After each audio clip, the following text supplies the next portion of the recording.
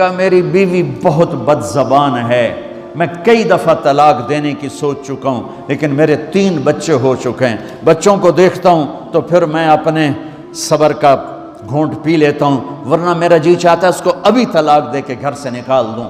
دولت بھی موجود ہے، خوبصورتی بھی موجود ہے، شکل بھی موجود ہے، عزت بھی موجود ہے، سہولت بھی موجود ہے، کیا چیز موجود نہیں؟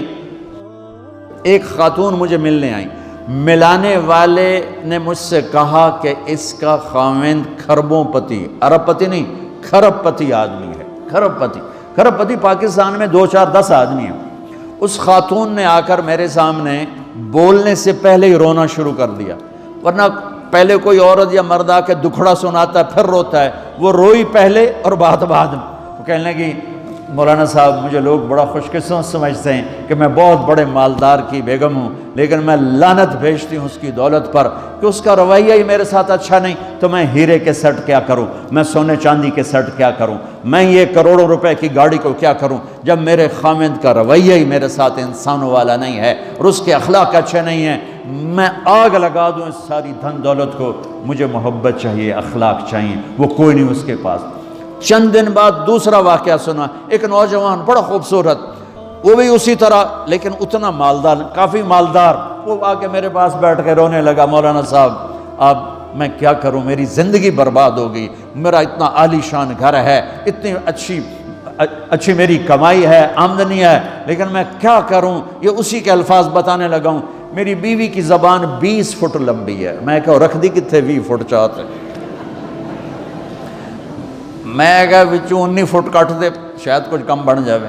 کہا میری بیوی بہت بد زبان ہے، میں کئی دفعہ طلاق دینے کی سوچ چکا ہوں، لیکن میرے 3 بچے ہو چکے ہیں، بچوں کو دیکھتا ہوں تو پھر میں اپنے صبر کا گھونٹ پی لیتا ہوں، ورنہ میرا جی چاہتا ہے اس کو ابھی طلاق دے کے گھر سے نکال دوں۔ دولت بھی موجود ہے، خوبصورتی بھی موجود ہے، شکل بھی موجود ہے، عزت بھی موجود ہے، سہولت بھی موجود ہے، کیا چیز موجود نہیں؟ اخلاق موجود نہیں، حسن سلوک موجود نہیں، پیار محبت موجود نہیں۔ اب اپنے گھروں میں اگر خوشی دیکھنا چاہتے ہیں، ہر رشتے کو اگر آپ آباد کرنا چاہتے ہیں تو میرے نبی والی محبت دینا سیکھیں، میرے نبی والی محبت دینا سیکھیں، اپنے بچوں کو بھی، اپنی اولاد کو بھی، اپنے بہن بھائیوں کو، اپنے ماں باپ کو، ساس بہو کو، بہو ساس کو، سسر بہو کو، بہو سسر کو، بھائی بھائی کو، بہن بہن کو، اللہ کے واسطے برداشت کرنا سیکھو۔ مجھے میرے رب کی قسم ساری دنیا کا چین و سکون برداشت میں ہے، صبر میں ہے، صبر میں ہے، صبر میں ہے۔ زبان۔ ایک نوجوان میرے پاس آیا، کہا جی میری بیوی سے لڑائی ہوتی، مجھے کوئی تعویذ دو۔ میں نے کہا بیویوں پہ تعویذ اثر ہی نہیں کرتا۔ کہنے کا کیا کروں؟ میں نے کہا ایک عمل بتاتا ہوں، سنت عمل، کہ 1-2 لقمے اپنے ہاتھ سے بیوی کو کھلا دیا کرو۔ وہ کہنے لگا اس سے کیا ہوگا؟ میں نے کہا یہ تو تم دیکھو گے، پھر میں پوچھوں گا تم سے کیا ہوگا۔ میں نے کہا یہ سنت عمل ہے، اس سے محبت بڑھے گی۔ کوئی 8-10 دن گزرے تو اس کا فون ویسے آ گیا حال احوال پوچھنے میرا، تو مجھے اپنی بات یاد آ گئی۔ میں نے کہا میری بات پہ عمل کیا تھا؟ کہنے لگا نہیں۔ میں نے کہا کیوں؟ کہنے لگا شرم آتی۔ میں نے کہا لڑتے ہوئے شرم نہیں آتی؟ کبھی کوئی کمزور سے بھی لڑتا، عورت تو بیچاری کمزور ہے، چلو یہاں کی عورتیں طاقتور ہیں، سنا ہے کہ بڑی شیرنیاں ہیں اور ان کے خامد سارے بکری یہ شیر ہیں، الٹا ہی کام ہے، یہاں عورتیں شیر ہے، خامد بکریاں ہیں۔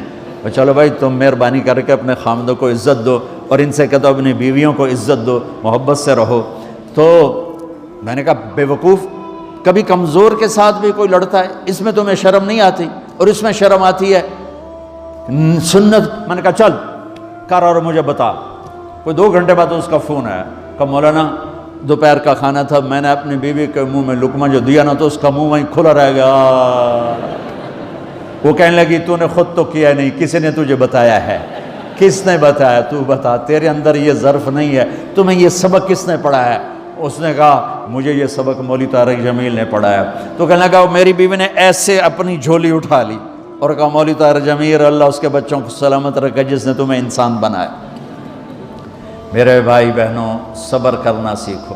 ہماری ایک دھوبن تھی ماسی شریفہ، مر گئی بیچاری، تو وہ آ گئی میری بہن کے پاس، چھوٹا قد، موٹی ڈٹی، تو بڑی لڑک کی، پوری شیرنی۔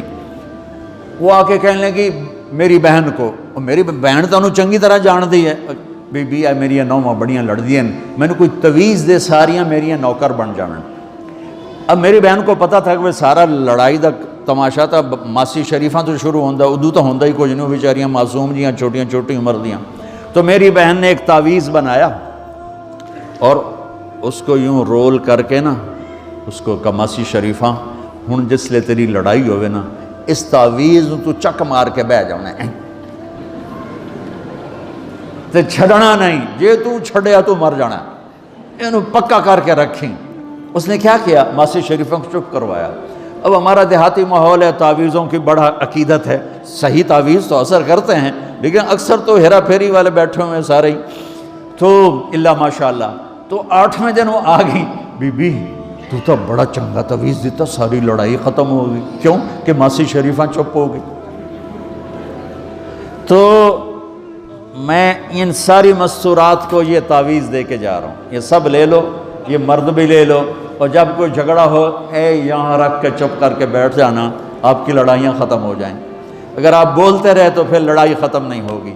میرے نبی کی زندگی سیکھو، معاف کرنا سیکھو، محبت دینا سیکھو، ایسا نہ ہو کہ دو آپس میں بولتے نہ ہوں، ایسی بد اخلاقی سے بچو۔ اور آخری بات یہ ہے، آپ اس ملک میں رہتے ہیں، اب یہ آپ کا ملک ہے، اگر آپ کے پاسپورٹ ہیں تو یہ آپ کا ملک ہے، اس کو اس کے قانون کو عزت دو، اس کے قانون کو احترام دو۔ یہاں کی گورنمنٹ کے ساتھ مجھے پتہ چلا ہے کہ بہت سے لوگ ہیں فرضی بیمار بن کے وظیفے لے رہے ہیں، یہ حرام ہے، یہ دھوکہ ہے، یہ فراڈ ہے۔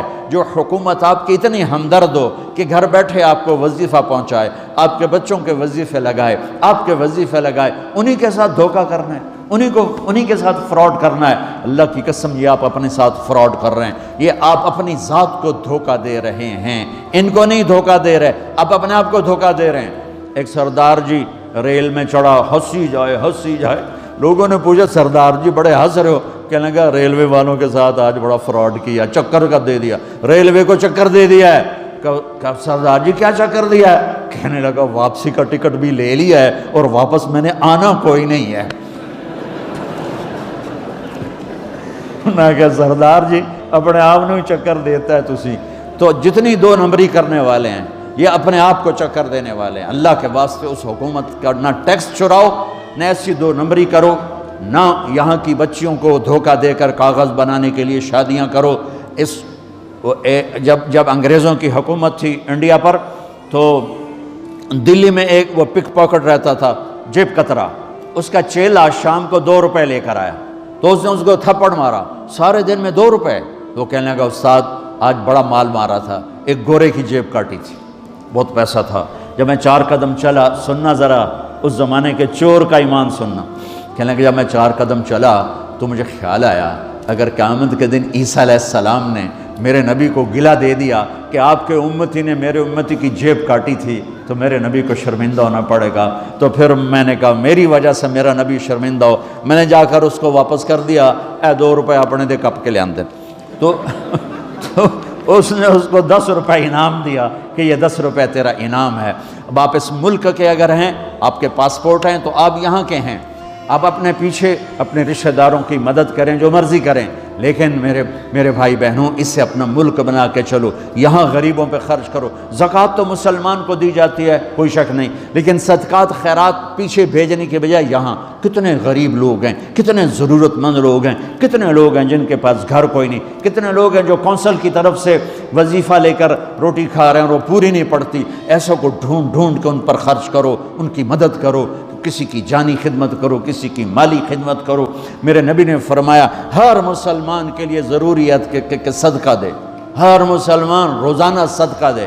تو صحابہ نے کہا یا رسول اللہ پیسے نہ ہوں تو آپ کہتے چلو کوئی بات نہیں۔ کہا نہیں سنو، آپ نے کہا بازار میں جا کے مزدوری کرے اور مزدوری کی قیمت وصول کر کے صدقہ کرے، صدقہ اتنا ضروری ہے، بلاؤں کو ٹال دیتا ہے، مصیبتوں کو ٹال دیتا ہے۔ تو یہاں رہنے والے یہاں کے قانون کا احترام کریں، یہاں کے قانون کو عزت دیں، اللہ کے واسطے 2 نمبری نہ کریں، دیانتداری سے چلیں۔ میرے نبی نے فرمایا میرا امتی ہر گناہ کر سکتا ہے، 2 کبھی نہیں کرے گا، ایک جھوٹ کبھی نہیں بولے گا، ایک دھوکہ کبھی نہیں دے گا۔ تو اللہ کے واسطے دھوکے فراڈ سے چلیں. کہیں آپ لڑے ہوئے ہیں صلح کر لیں، پیار محبت دیں، معاف کریں، اپنے بچوں کو ٹائم دیں، ان کو اچھی تعلیم دیں، یہ اعلیٰ عہدوں پر پہنچیں، اعلیٰ جاب پر پہنچیں.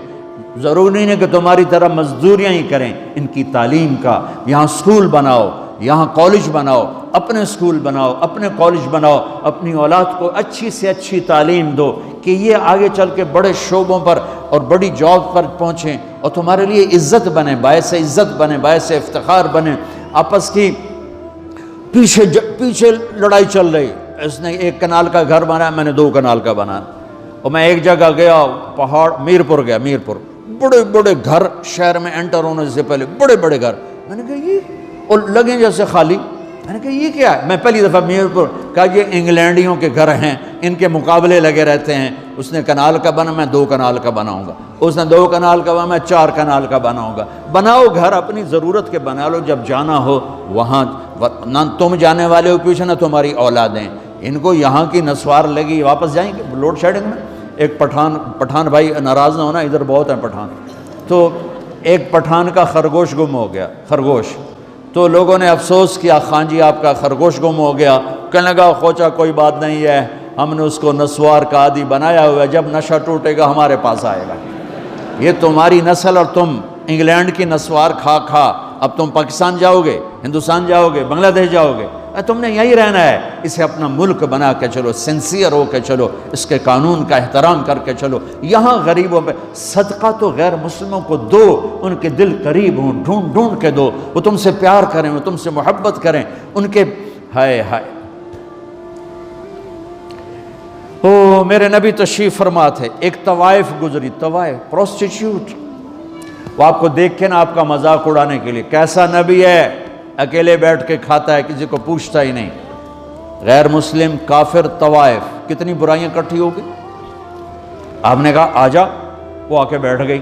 آپ نے کہا کھا، وہ تو آپ کا مذاق اڑا رہی تھی کہ نہیں ایسا نہیں کھاؤں گی، جو تیرے منہ میں ہے اپنے ہاتھ سے نکال کے مجھے کھلا. اس کا خیال تھا یہ مجھے ڈانٹیں گے، کہیں گے اس کو اٹھاؤ، 2 چھتر مارو، اس کو دفع کرو. میں کہوں گی دیکھو تمہارا نبی کیسا ہے، اتنا بد اخلاق. تو انہوں نے کہا نہیں، جو تیرے منہ میں ہے وہ نکال اور اپنے ہاتھوں سے میرے منہ میں ڈال. میرے نبی نے کہا یہ لو. آپ نے لقمہ منہ سے نکالا اور اس کے منہ میں ڈالا. اب پنجابی کی مثال ہے، کبے نو لت لگی اور سدھا ہو گیا. میرے نبی کے منہ کا لعاب جب اس طوائف کے منہ میں گیا، وہ ساتھ ہی کلمہ پڑھ گئی، ایمان لے آئی اور مدینے کی شریف ترین عورت بن گئی. میرے نبی تو اس طرح اخلاق والے تھے. یہاں تو نوکر سسٹم نہیں. میں پاکستان میں بھی روتا رہتا ہوں کہ نوکروں کے برتن الگ ہیں اور مالکوں کے برتن الگ ہیں.